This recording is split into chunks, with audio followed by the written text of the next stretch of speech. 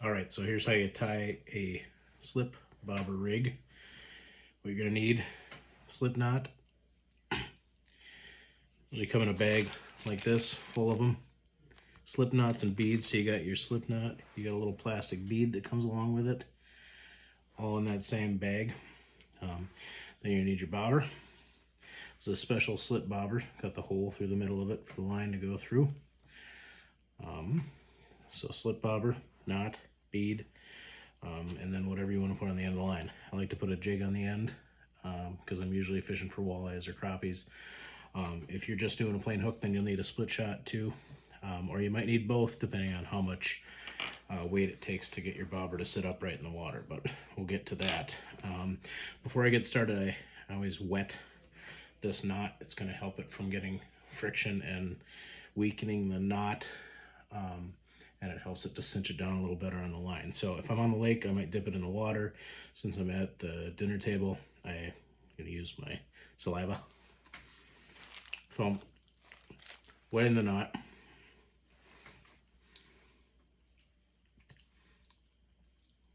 Once that's good and moist, taking my line, slipping it through the middle of that tube that the slip knot comes on, running that up your line a little bit, give yourself a little bit of space on the line. Once you've done that, you're gonna push this knot off the back of that tube onto your line, and then you can slide this tube off. So you want to slide it off the back of the tube so that you're not trying to slide the tube back over the knot. Once that's off, you'll have your knot on your line loose like that. It's got these two tag ends. You grab one in each hand, cinch it down, pull it good and tight. Once you do that, you can feel that it slides, but you want it to slide but not too easily.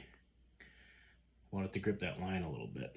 So once that's on there, I use a fingernail clipper, and then I trim off these tag ends so they're not catching on your eyelets when you try to cast.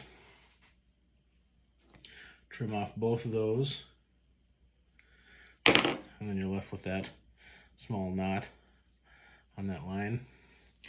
Your next step, you're going to take that little red bead, or whatever color bead it is, I guess mine's red, little plastic bead, thread that on there next, right after your knot.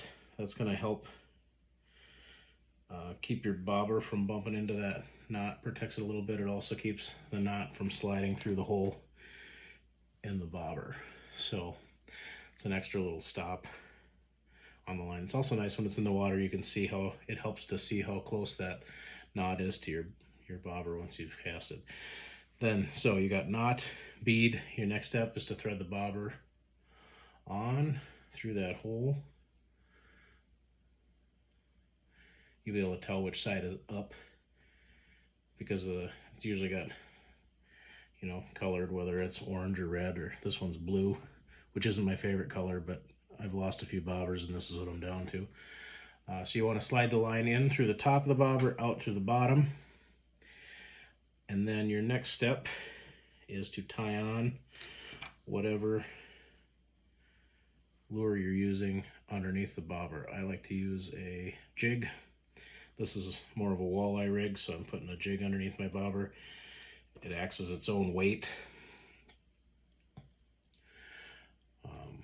Do a fisherman's knot here because I'm using mono. Cinch that up. Trim off the tag end. And there you've got it. I know with this one so it's important when you're on the lake, then you'll be able to tell if you've got enough weight underneath it. It should be enough to make your bobber stand up, but not go under. I know with this one, because I've used this rig before, that I need, in addition to the jig, I'm going to need a split shot. It helps it to make that bobber sit a little better in the water. So I've got a jig and a split shot. So like I said, when you cast out, then you can set this for any depth. I mean, as much line as you've got. I'm fishing 20-25 feet of water the slip bobber. Once you cast out, your lure will hit the water, go under. It's going to pull that line through.